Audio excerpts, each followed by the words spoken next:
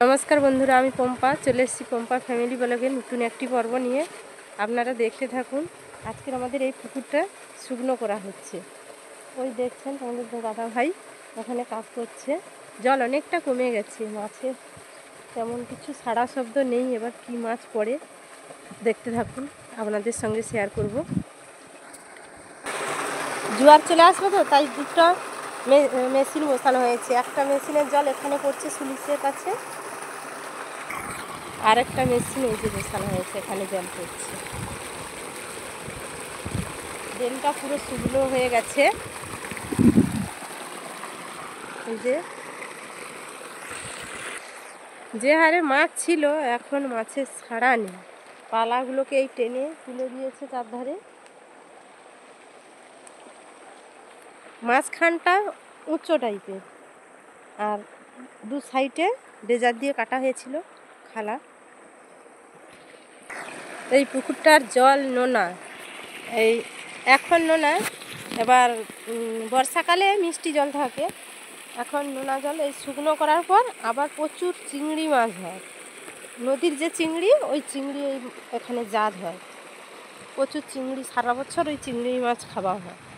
তারপরে আবার বর্ষাকাল পড়লে তখন আবার মিষ্টি মাছ, নোনা মাছ, দু ধরনের মাছই পাওয়া যায়। জোয়ার যদি চলে আসে তাহলে মাছ ধরতে পারবো না। দেখা যাক এবার কতটা কি জল শুকনো করা যায়। ওই সাইডে দেখছেন, ওই সাইডে বাঁধ নেই। এদিকটা যেমন বাঁধ দিয়ে বাঁধ ঘেরা আছে, ওই সাইডটা বাঁধ দেওয়া নেই। তাই জোয়ার যদি আসে এই ড্রেনের জল ঢোকা আরম্ভ হয়ে যাবে।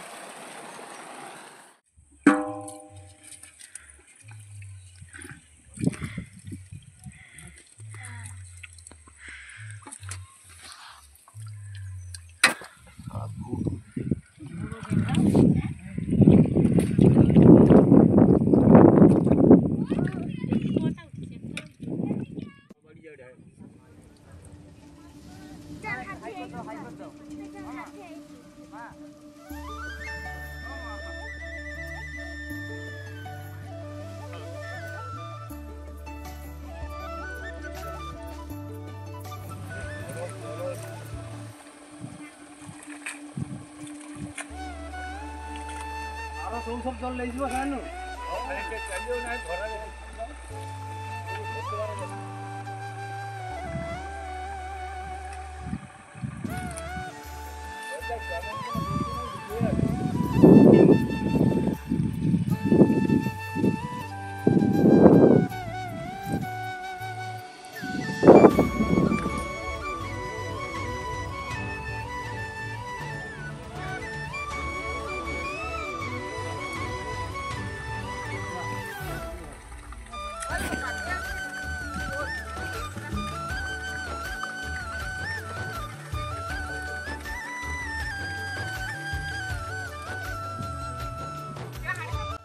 বন্ধুরা দেখলেন মাছ ধরা।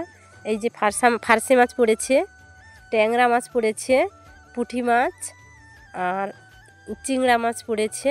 এবার ট্যাংরা মাঝারি ছোট, এবার বড় সাইজের ট্যাংরা। কিছু মাছ খাওয়া হবে। এবার সবাই মিলে ধরেছি তো, তাদেরকে মাছ দিতে হবে, কিছু মাছ বিক্রি হবে।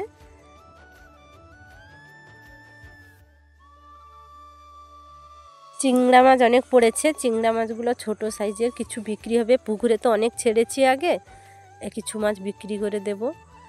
বড় বড় চিংড়িগুলো পুকুরে ছাড়বো। আজকের এই পর্যন্ত। ভালো লাগলে লাইক, কমেন্ট, শেয়ার এবং সাবস্ক্রাইব করবেন।